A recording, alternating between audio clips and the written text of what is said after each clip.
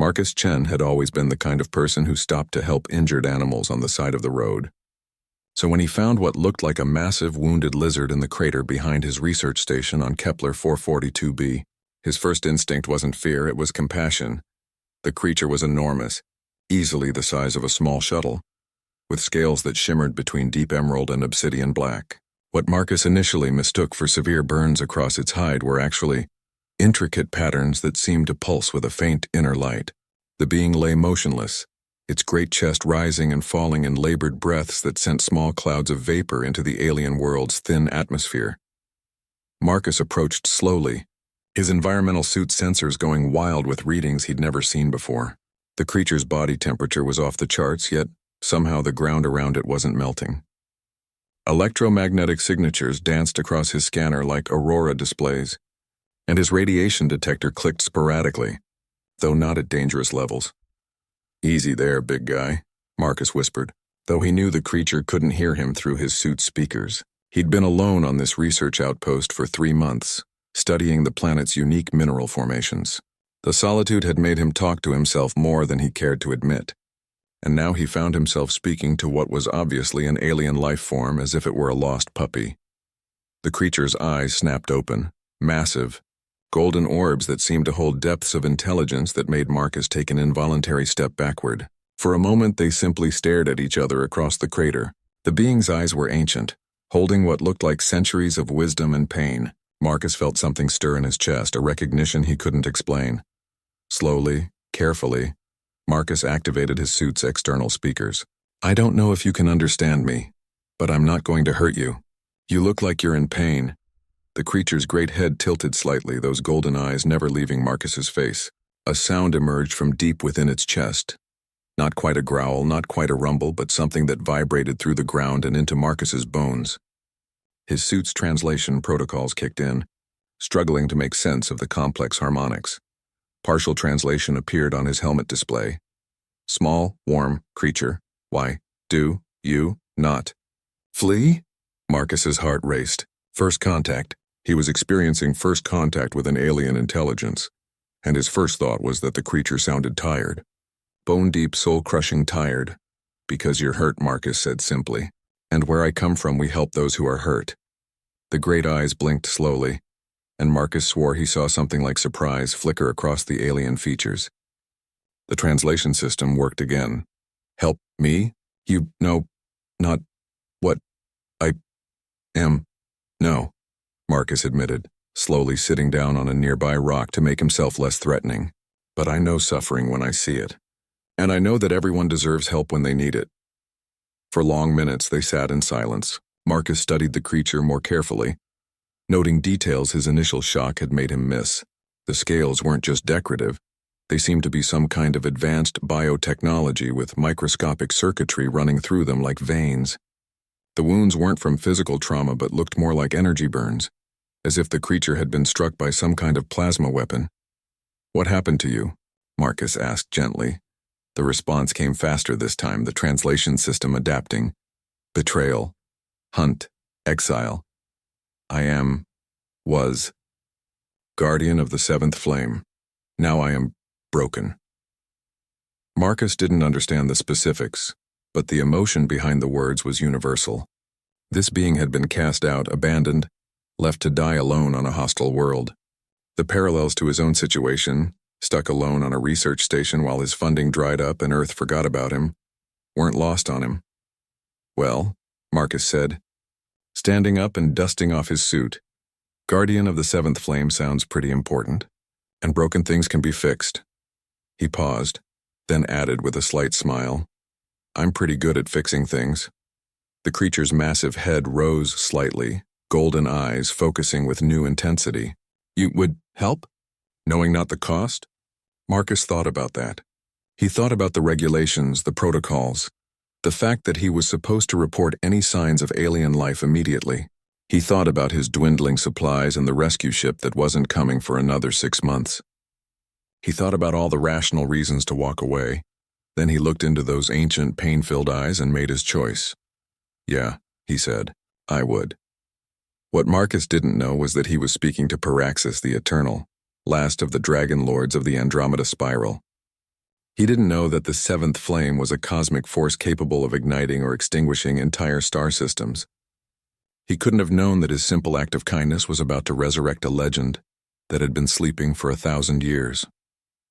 All Marcus knew was that a living being was suffering, and he had the chance to help. As he began to approach the creature, Paraxis, to examine its wounds more closely, he missed the way the ancient dragon's eyes began to glow with something other than pain.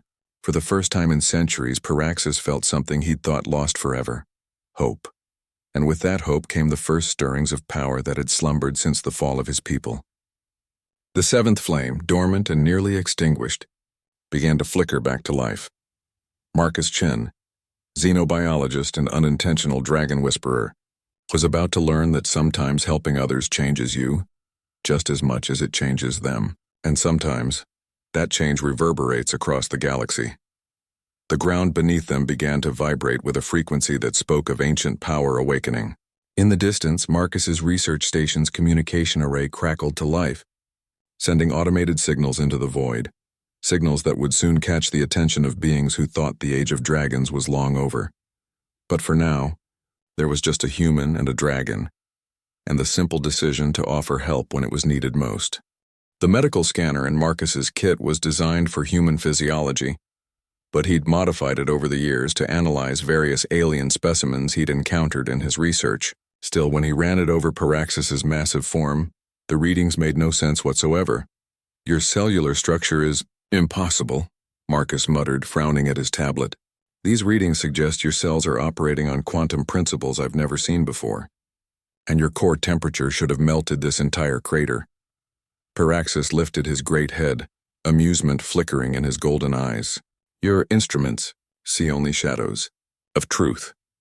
Dragonkind exists between dimensions." Marcus paused in his scanning. "Between dimensions? You mean you're not entirely in our reality? We anchor ourselves here, but draw power from the deep flame that burns in parallel space." The translation was getting smoother as Paraxis's strength returned. "It is. Why, your people call us magic, my people?" Marcus looked up sharply. "You know about humans?"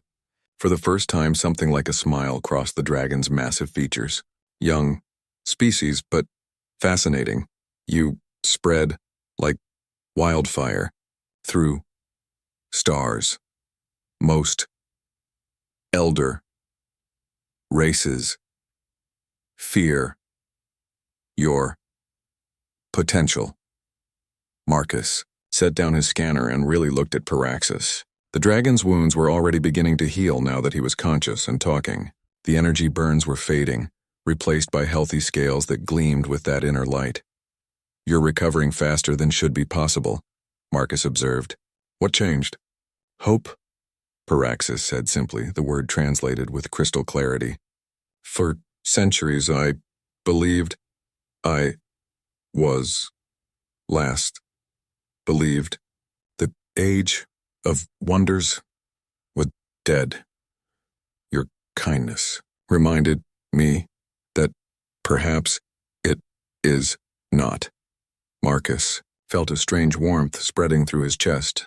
His environmental suit's sensors registered a minor energy field emanating from Paraxis, but it didn't feel dangerous. It felt welcoming. "Tell me about the seventh flame," Marcus said, settling back onto his rock. "You said you were its guardian." Pyraxis's eyes grew distant, looking not at Marcus but through him into memories spanning millennia.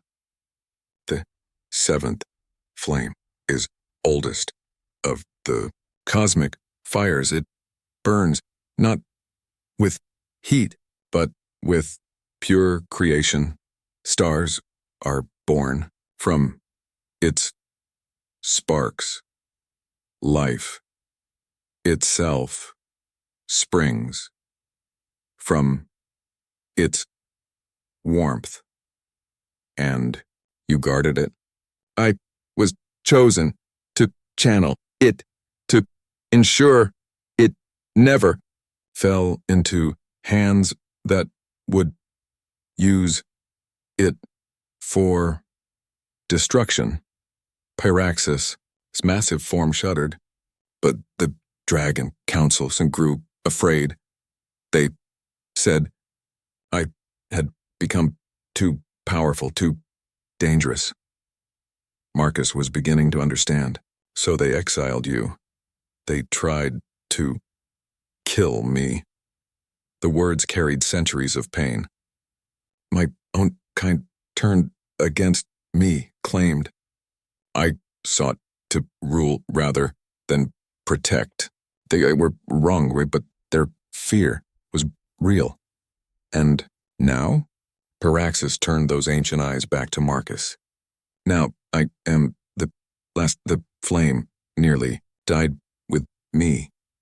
But your act of compassion has awakened something I thought lost. Perhaps the universe is not ready to let wonders die. As if summoned by his words, the air around them began to shimmer. Marcus felt his hair stand on end as energy crackled between them. The dragon's scales brightened, and suddenly Marcus could see streams of light flowing between the parallel lines etched into each scale. Not circuits, but channels for cosmic energy. Pyraxis, Marcus said slowly. What's happening? The flame recognizes. You, the dragon replied, and now his voice carried harmonics that made the very air sing. It sees your heart, sees that you helped, not for gain, but from genuine care. The energy around them intensified, and Marcus watched in amazement as his environmental suit's displays lit up with readings that shouldn't exist. The quantum flux indicators were going crazy, and his scanner was detecting energy signatures that seemed to be rewriting local space-time.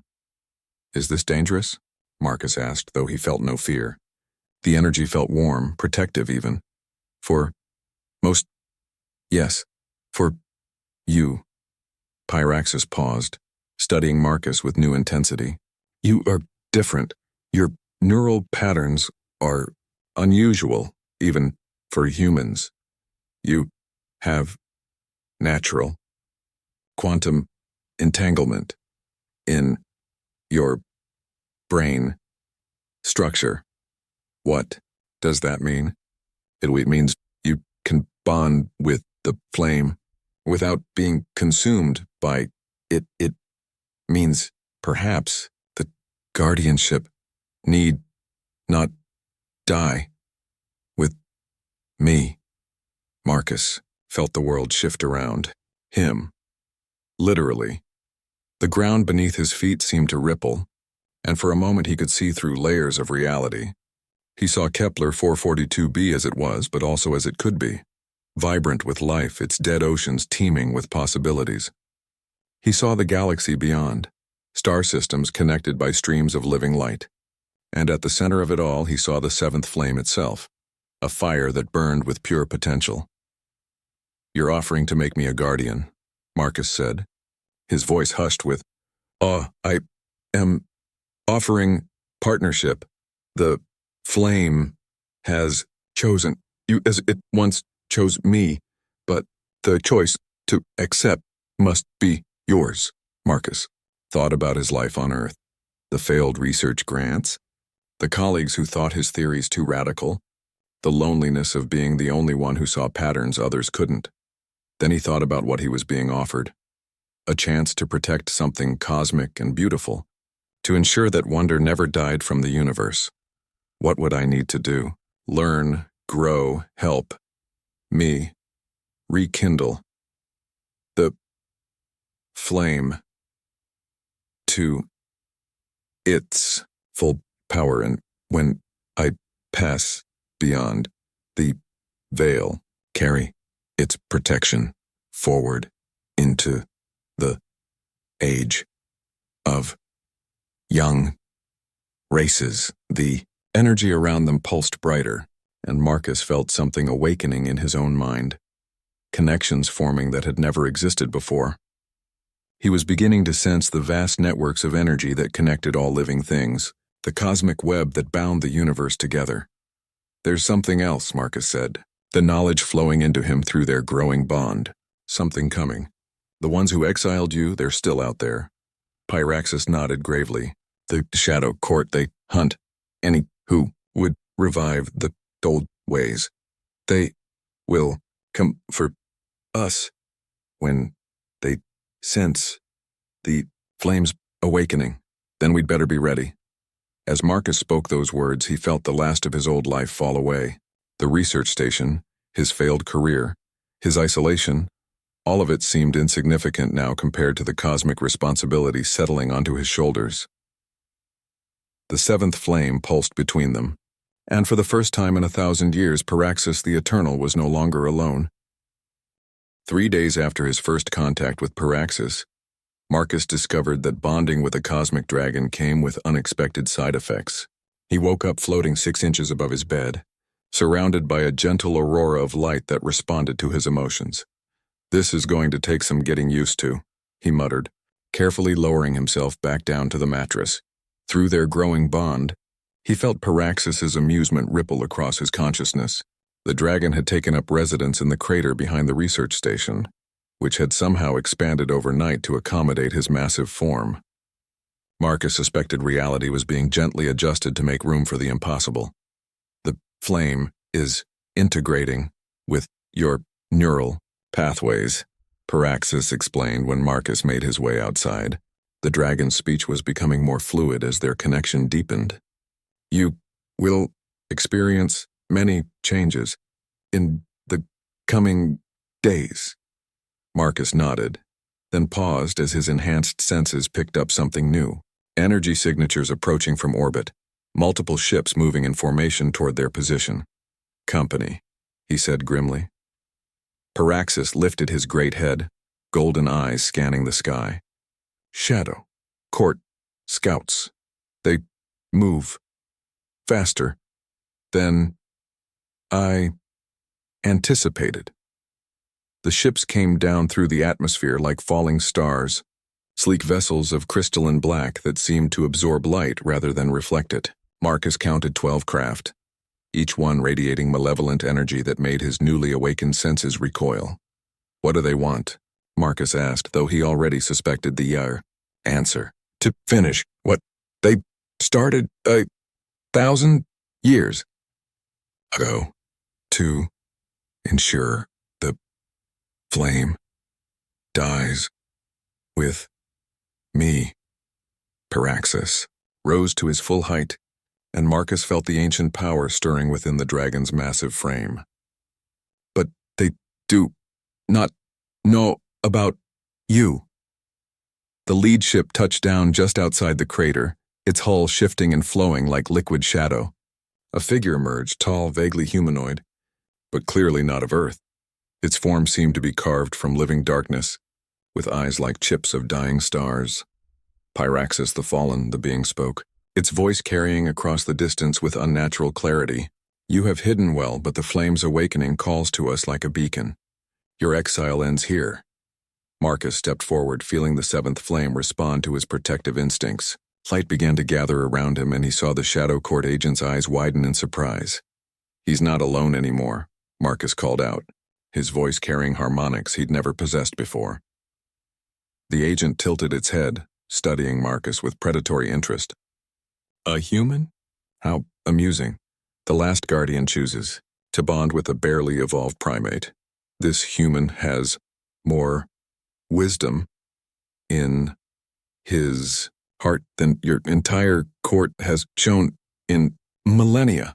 Pyraxis rumbled, and the ground shook with his anger. Marcus felt knowledge flowing through their bond, memories of the Shadow Court's rise to power, their systematic elimination of the old guardian orders, their belief that the cosmos should be ruled through fear rather than nurtured through wonder. "You know what they've done?" Marcus said. "Not really." Asking. "I know. They turned the other dragon lords against me, convinced them that power shared was power weakened. They fear what humans might become if given access to the flames, the Shadow Court agent raised one elongated hand, and darkness began to gather around it like a living thing. Enough. Surrender the flame willingly, and we will grant you both a swift death. Marcus felt something click into place in his mind, an understanding of energy flow that seemed as natural as breathing. The light around him intensified, and he heard Paraxis's pleased rumble through their bond. Counteroffer, Marcus said, stepping protectively in front of his dragon partner. Leave now, and we won't have to show you why the Age of Wonders isn't over yet. The agent laughed, a sound like breaking glass. You think your fledgling bond can stand against the accumulated power of the Shadow Court? We who have ruled the galaxy for 1,000 years? No, Marcus admitted. But I think you've forgotten something important about humans. And what is that? Marcus smiled, feeling Paraxis's approval wash through him. We're really, really good at making friends. He reached out with his enhanced senses, touching the communication array of his research station. Through the flame's power, he sent a signal across quantum dimensions, not just through normal space, but through the parallel realm where dragons drew their power. The response was immediate. Across the galaxy, beings who had thought themselves alone suddenly felt the call. Hidden dragons who had survived the purges, guardian spirits who had been sleeping in ancient temples, elemental beings who had retreated to the deep places of the universe. All of them felt the seventh flame's awakening, and the presence of a new guardian who welcomed alliance. The Shadow Court agent stepped back as energy. Signatures began appearing across local space. Ships materialized out of hyperspace folds, not the sleek warships of advanced civilizations, but vessels that looked grown rather than built, craft that pulsed with organic light. Impossible, the agent hissed. They are all dead. You made sure they went into hiding, Marcus corrected. There's a difference. The first ship to arrive was piloted by something that looked like a crystalline tree, with a consciousness that sparkled like starlight. Its greeting resonated through the quantum realm. Young Guardian, we hear the flames call. We come to answer. More ships appeared, a vessel of living metal guided by an entity of pure electromagnetic force, a craft that seemed to be made of crystallized music piloted by beings who existed primarily as harmonic frequencies.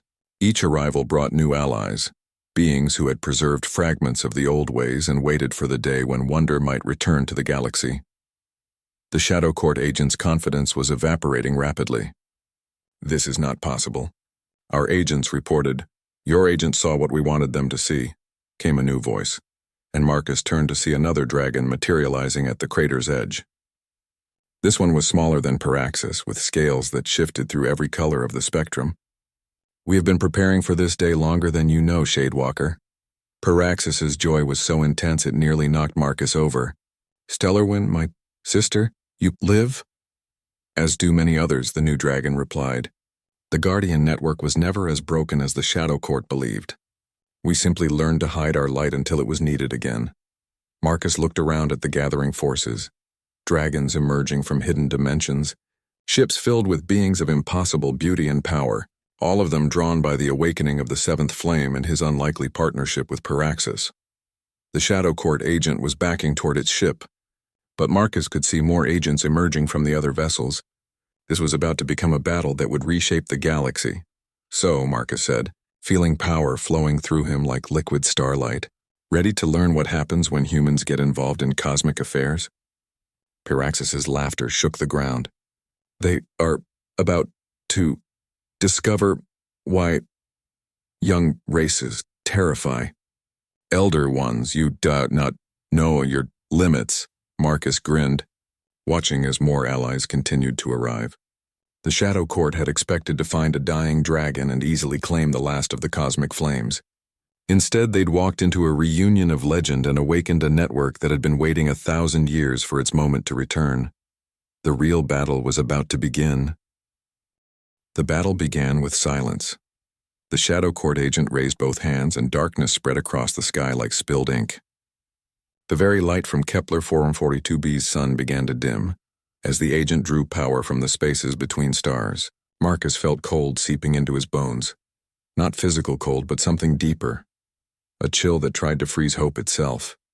The void, drain, Paraxis warned, his mental voice tight with concern. They seek to starve the flame of energy. Marcus watched in fascination rather than fear as the shadow rolled toward them. Through his bond with Paraxis, he could see the technique's structure, how it created a null field that absorbed all forms of energy, leaving only emptiness behind. It was brilliant, elegant, and absolutely terrifying. It was also incomplete. "They're assuming the seventh flame operates like the others," Marcus said, understanding blooming in his mind. "But it doesn't, does it? It doesn't draw power from existing energy sources." "No," Paraxis replied, approval radiating through their bond. "It creates energy from pure potential. It is the source, not the tributary." Marcus stepped forward into the advancing darkness, feeling it try to drain the warmth from his body, the electrical activity from his brain, the very life force from his cells. For a moment it almost worked. Then the seventh flame responded to his need, and light erupted from him like a newborn star. The darkness recoiled, actually recoiled, as if burned by something it couldn't understand. Marcus felt the flame flowing through him, not hot like fire, but warm like hope, bright like discovery, strong like the moment when someone chooses to help a stranger for no reason except that it's right. "Impossible," the Shadow Court agent snarled, its perfect composure cracking. "The void drain consumes all energy. Nothing can—" "You're thinking too small," Marcus interrupted, and his voice carried across the battlefield with crystalline clarity. "You see energy as something to be taken, hoarded, consumed. But the seventh flame isn't about taking. It's about giving." He raised his hands and light poured from him like water from a broken dam. But this wasn't the harsh light of weapons or the cold light of technology. This was the warm light of summer afternoons, the gentle light of discovery, the joyful light of connection between living beings. And it was contagious. Every guardian allied being on the battlefield felt the flame's touch and remembered why they had fought in the first place. Stellar wind scales blazed with renewed color as power flowed back into patterns that had been dormant for centuries. The crystalline tree beings' branches began to sing with harmonics that made the air itself dance with possibility. The Shadow Court's carefully orchestrated attack fell apart as their enemies became stronger rather than weaker under pressure. "Now, you're starting to understand," Marcus said, walking calmly through the dissipating darkness toward the agent. "This is why your kind always loses in the end. You think power is about control, about taking from others, but real power, the kind that builds civilizations and lights up galaxies, that comes from giving, from lifting others up."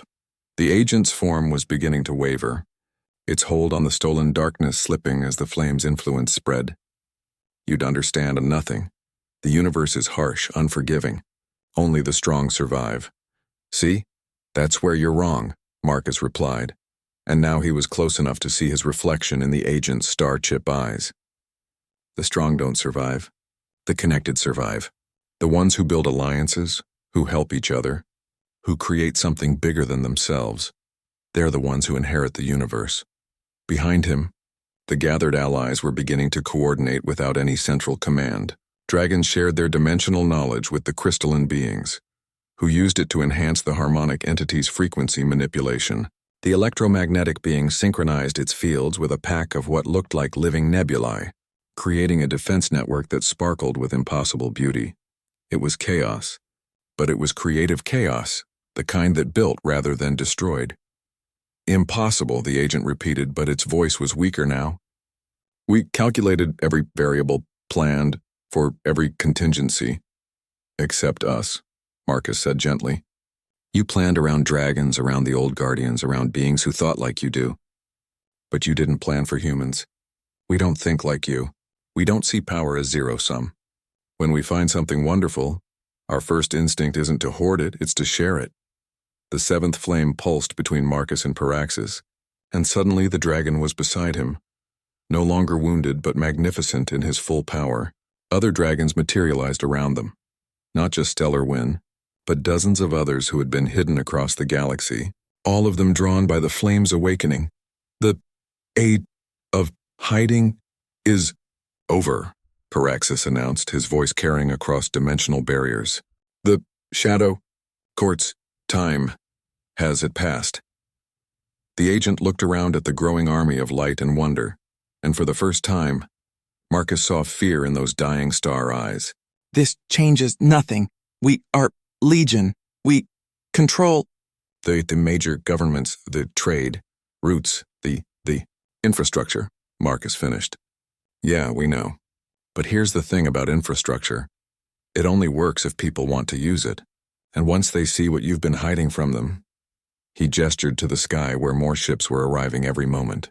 But these weren't just Guardian allies anymore.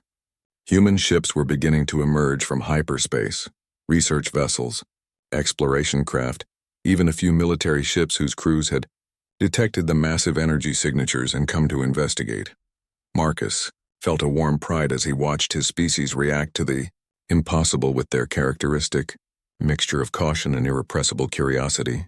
The first human ship to make contact was a science vessel called the Maria Mitchell, and its captain's voice crackled across the communication channels with barely contained excitement. Unknown vessels. This is Captain Sarah Chen of the Terran Scientific Survey. We're reading energy signatures that are off any known scale. Are you in need of assistance? Marcus grinned, recognizing the mixture of professional concern and scientific fascination in the captain's voice. No assistance needed, Captain. But if you'd like to witness the return of magic to the universe, you're welcome to stay and watch. Through his bond with Paraxis, Marcus reached out to touch the human ship's communication systems.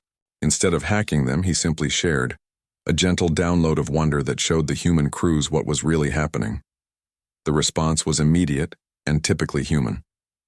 Instead of fleeing from the impossible, they wanted to understand it. Instead of fearing the dragons, they wanted to communicate with them. Instead of seeing the Guardian Alliance as a threat, they saw it as an opportunity to learn something new about the universe. This is Captain Chen again, the voice came back, now tinged with awe. Dr. Marcus Chen, I presume? Your signal carries your name and other information that's frankly blowing our minds right now. Permission to approach and provide whatever assistance you might need. Marcus felt tears running down his face as he realized what was happening.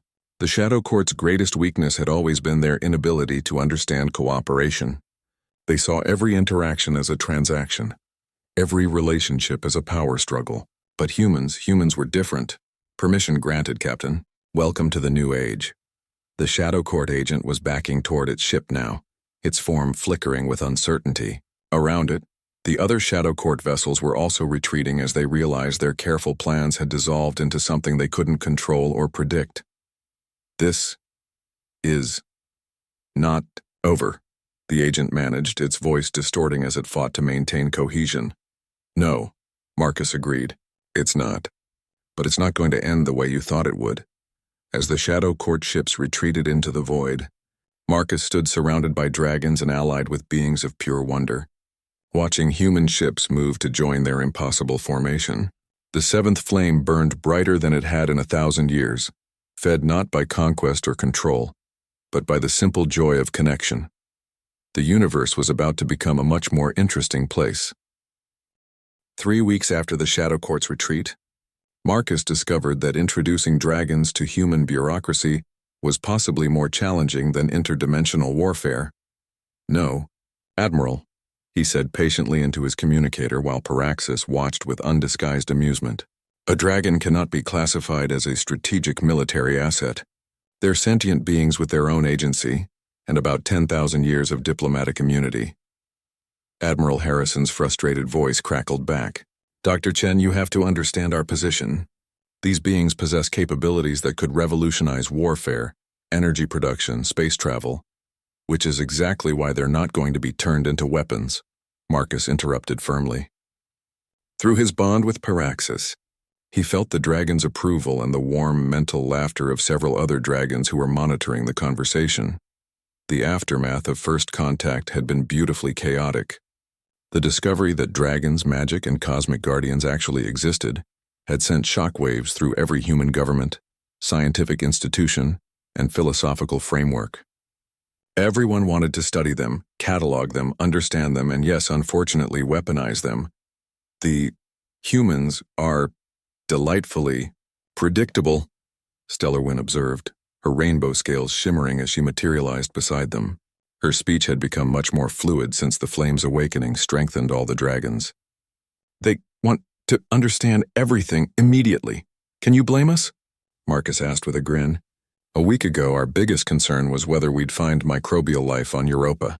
Now we're hosting interdimensional beings who casually reshape reality. The research station had become the unofficial embassy between humanity and what the media had dubbed the Guardian Alliance. Scientists, diplomats, military officials, and journalists arrived daily. Though Marcus had quickly learned to screen visitors, the dragons were patient with genuine curiosity but had no tolerance for those who approached them as objects to be studied rather than beings to be respected. Dr. Chen, his assistant's voice came through the comm system. The delegation from the Andromedans has arrived, Marcus sighed. The Guardian Alliance had attracted attention from multiple directions. Other spacefaring species, some friendly, some neutral, some openly hostile, had begun making contact as news of the dragon's return spread across the galaxy. The Andromedans were thankfully in the friendly category, but their arrival meant more politics to navigate. Send them to Conference Room 3, Marcus replied, and ask Dr. Yamamoto to meet us there with the translation protocols. Conference Room 3 had originally been his equipment storage closet. It was now an expanded space that somehow accommodated beings ranging from humanoid aliens to dragons the size of shuttlecraft. Marcus suspected reality was becoming increasingly flexible around areas of high Guardian activity. The Andromedan delegation was led by Keeper Gentar, a being that resembled a tall, elegant tree with crystalline bark and leaves that chimed softly in harmonious frequencies. The Andromedans were one of the galaxy's oldest continuous civilizations, and their reaction to the dragon's return had been immediate relief. Guardian Chen, Gentar spoke through harmonic vibrations that his translator converted to words. We bring greetings from the Andromedan Council and a proposal for formal alliance. Marcus settled into his chair, still getting used to being addressed as Guardian. The title had stuck after word spread of his bond with the Seventh Flame, though he preferred to think of himself as more of a cosmic social worker. We're honored by your interest, Keeper Gentar, but I should clarify I can't speak for all dragons or guardian beings. We're more of a loose alliance than a formal government, which is precisely why we wish to ally with you, Gentar replied, his crystalline leaves rustling with what Marcus had learned was equivalent to a smile. The Shadow Court rules through hierarchy and fear. You organize through cooperation and mutual benefit. It is a far more stable foundation for galactic civilization. Piraxis, who had been listening silently, spoke up. The Andromedans were among the first to recognize the danger of the Shadow Court's rise. Their support would be valuable. Marcus nodded, then paused as his enhanced senses picked up new energy signatures approaching. More ships, but these felt different. Darker, more aggressive than anything they'd encountered recently. Piraxis, he said quietly. Are you sensing what I'm sensing? The dragon's golden eyes sharpened. Yes, Shadow Court fleet much larger than before. They bring reinforcements. Alarms began blaring throughout the station as the approaching ships dropped out of hyperspace.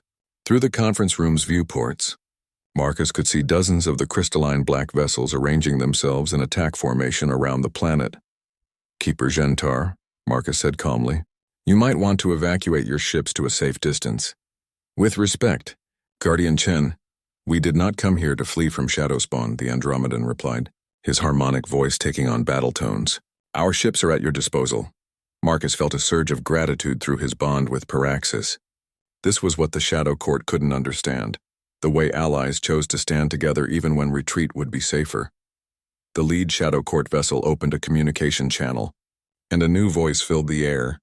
This wasn't the relatively minor agent from their previous encounter. This voice carried the weight of eons and the cold certainty of absolute power. I am Vexhara, Lord of the Inner Court. Your little display has attracted unwanted attention, young Guardian. Surrender the Seventh Flame, and we will allow your human allies to retreat to their home system before we claim it for the court. Marcus stood and walked to the viewports, looking up at the assembled fleet. 47 ships, each one capable of sterilizing a planet. Through his connection to the flame, he could sense the twisted power sources they drew from. Entire captured stars drained of their light. The life force of conquered worlds, the hope stolen from billions of beings across the galaxy. Counteroffer, Marcus replied, his voice carrying across all frequencies.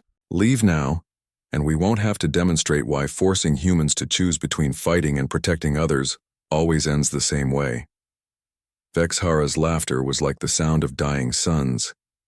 You are one human bonded to one dragon. We are the accumulated might of 1,000 years of conquest. What possible threat could you pose? Marcus smiled, feeling the warmth of connection spreading across local space. Not just the dragons and guardian allies, but the human ships that had remained in system, the Andromedan fleet, and something new. Signals from deeper space as more allies responded to the Flame's call. You know what your real problem is, Vexhara? Marcus said, still gazing up at the enemy fleet. You think in terms of individual power levels. One human, one dragon, like we're playing some kind of cosmic video game where you add up the stats and declare a winner. Is that not what this is? No, Marcus replied, feeling Paraxis's power merging with his own. Stellar Wind's rainbow light joining their bond, dozens of other dragons adding their strength to the growing network. This is what happens when you threaten someone's family. The seventh flame erupted around him, but this time it wasn't just his to command. Every human ship in the system felt their crews touched by the flame's warmth. Every dragon felt their ancient power magnified through shared purpose. Every guardian being, every allied ship, every creature that chose cooperation over domination, all of them became part of something larger than themselves. Vexhara's confident voice took on a note of uncertainty. Impossible. No single flame can encompass so many. You're right, Marcus agreed. No single flame can. But the seventh flame isn't about individual power. It's about connection. And humans are really, really good at making connections. Through the combined network, Marcus could feel human crews on a dozen ships sharing their knowledge with dragon allies. Andromedan harmonic technologies being integrated with guardian energy manipulation. Beings who had never met working together as if they'd been partners for centuries. The Shadow Court fleet fired first, lances of pure void energy designed to drain life from anything they touched. The energy struck a barrier of living light that absorbed the attack, and somehow made it beautiful, transforming destructive force into patterns of luminescence that danced across the combined fleet like Aurora. Round 2, Marcus said softly. Let's show them what the power of friendship actually looks like when it's weaponized. The real battle was about to begin, and this time, the Shadow Court was going to learn why elder races feared young species, who had never learned that some things were impossible. The battle raged across 3 dimensions simultaneously. In normal space, human ships weaved through formations of dragons and crystalline beings, their weapons enhanced by guardian energy to strike at targets that existed partially outside reality. In the parallel realm where the cosmic flames burned, ancient powers clashed with techniques that had been perfected over millennia. And in the spaces between dimensions, Marcus found himself locked in direct combat with Vexhara's consciousness. You understand nothing of true power, the Shadow Court Lord hissed as waves of void energy tried to sever Marcus's connection to the seventh flame. Your human compassion is weakness. Your bonds with others make you vulnerable. Marcus dodged a lance of pure entropy that would have erased him from existence, responding with a burst of creative force that manifested as a flock of luminous birds that sang with the voices of every species he'd ever helped. You know what I figured out about you guys? Enlighten me, young fool. You're not actually evil, Marcus said, weaving between attacks that came from directions that didn't technically exist. You're just really, really lonely. The assault faltered for a moment, and Marcus felt Vexhara's surprise ripple through the dimensional fabric. Lonely? I am Lord of the Inner Court, commander of beings who follow you out of fear, not love, who serve you because they have to, not because they want to. Marcus's voice carried genuine compassion even as he fought for his life. When was the last time someone chose to spend time with you just because they enjoyed your company? Vexhara's response was a howl of rage that manifested as a storm of dark energy, but Marcus could sense the pain beneath it. Through his bond with Paraxis, he caught glimpses of the Shadow Court Lord's past, eons of isolation, of viewing every interaction as a power struggle, of slowly forgetting what it felt like to connect with another being without ulterior motives.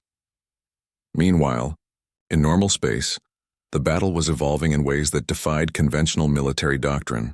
Captain Sarah Chen found her ship, the Maria Mitchell, somehow synchronized with a dragon named Theraxis, whose specialization was temporal manipulation. Together, they were creating pockets of accelerated time around Shadow Court vessels, allowing Allied forces to outmaneuver opponents who moved like they were trapped in amber. "This is impossible," Chen muttered as her navigation systems processed movement patterns that shouldn't work according to physics. "We're flying formations that exist in 4 dimensions simultaneously." "Impossibility," Theraxis replied through the ship's communication system, his mental voice tinged with delight. "Is merely lack of imagination, Captain. Your species excels at expanding the possible." On another front, Dr. Yamamoto found herself aboard an Andromedan vessel that had somehow merged temporarily with Stellarwind's energy matrix. The combination of Andromedan harmonic technology and dragon-powered reality manipulation was producing effects that made the ship's sensors register readings that couldn't exist. "Keeper. Gentar," she called, out as rainbow light poured from the ship's hull. "Are we turning their own void weapons into flowers?" "Not flowers, Dr. Yamamoto," the crystalline being replied with harmonics that somehow conveyed a sense of artistic satisfaction. "Hope. We are converting their weapons into concentrated hope. It appears to be quite effective against Shadow Court hulls."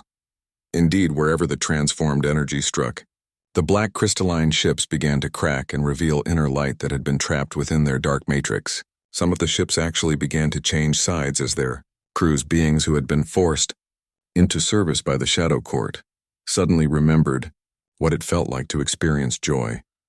Back in the dimensional space where Marcus dueled with Vexhara, the Shadow Court Lord was beginning to show signs of strain. "Yours tactics are incomprehensible. Why do you heal my wounded rather than finishing them? Why do you offer sanctuary to my retreating forces?" "Because that's what you do when you have enough power to choose compassion over cruelty," Marcus replied, deflecting another void lance while simultaneously sending healing energy toward a damaged Shadow Court ship whose crew had broadcast a surrender signal. "You're so used to scarcity thinking that there's only so much power, so much joy, so much life to go around. But the 7th flame creates rather than consumes. The more we share, the more there is." Vexahara paused in his assault, and for a moment, Marcus caught a glimpse of the being beneath the millennia of corruption. Once, long ago, Vexhara had been something like a guardian himself. Before the Shadow Court, before the philosophy of domination, he had been a protector of a long-dead world. "I remember," Vexhara whispered, his void attacks faltering. "I remember why I first sought power. To protect something you loved," Marcus said gently, not pressing his advantage but instead extending compassion across the dimensional gap. "But somewhere along the way, the pursuit of power became more important than the thing you wanted to protect." The revelation rippled outward from their battle, affecting the larger conflict. Shadow Court ships began to hesitate, their crews touched by their lord's moment of clarity. Some of them began to remember their own original purposes, the noble goals that had been twisted into instruments of oppression. Paraxis's voice reached Marcus through their bond. "The tide turns, but be careful, young guardian. Vexhara has ruled through fear for so long that redemption may feel like death to him."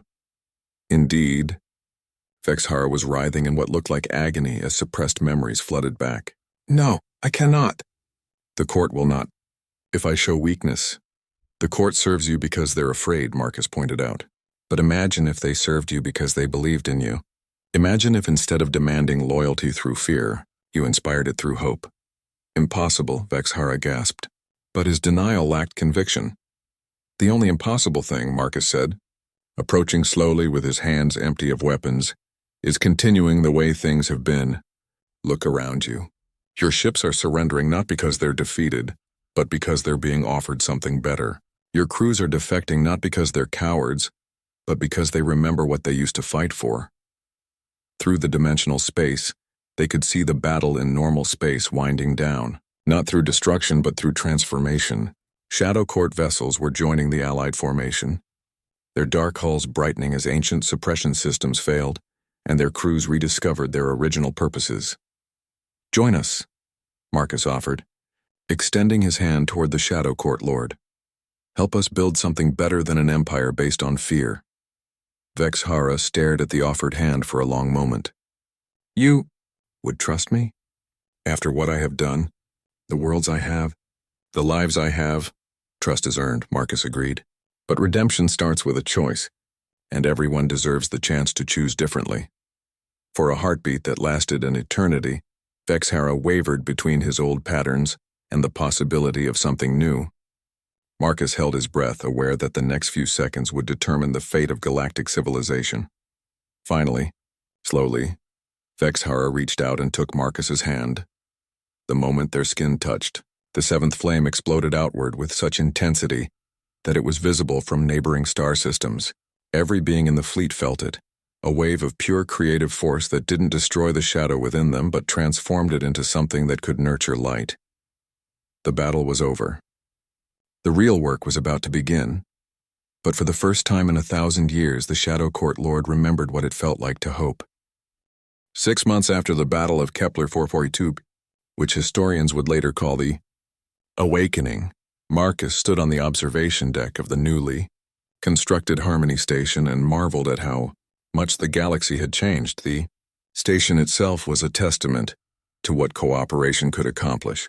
Built through a collaboration between human engineering, dragon reality manipulation, Andromedan harmonic architecture, and reformed Shadow Court dimensional technology, it existed in 7 dimensions simultaneously while remaining perfectly stable. More importantly, it served as a symbol that former enemies could create something beautiful together. "The council session is about to begin," Paraxis informed him, the ancient dragon's mental voice now permanently intertwined with Marcus's consciousness. Their bond had evolved far beyond the original guardian relationship. They had become true partners, each making the other stronger. Marcus nodded, watching through the viewport as ships from dozens of species approached the station. The Galactic Harmony Council, as it had come to be known, was still a young organization, but it had already mediated 17 conflicts, established trade relationships between species that had never communicated before, and most importantly, created a framework for cooperation that didn't require anyone to surrender their sovereignty. "Nervous?" Stellarwyn asked, materializing beside them. The Rainbow Dragon had become something of an ambassador between the various guardian orders that were reforming across the galaxy. "Excited," Marcus corrected. "Today we vote on the Terra Nova project." The Terra Nova project was Marcus's most ambitious initiative yet, a plan to use guardian abilities to accelerate the terraforming of dead worlds, creating new homes for species displaced by the Shadow Court's millennia of conquest. It was exactly the kind of large-scale healing work that the Seventh Flame had been designed for. They made their way to the council chamber, which had been designed to accommodate every form of life they'd encountered so far. Atmospheric zones shifted seamlessly from one environment to another. Gravity fields allowed both flying and ground-based species to move comfortably, and translation systems converted everything from harmonics to bioluminescent patterns into mutually comprehensible communication.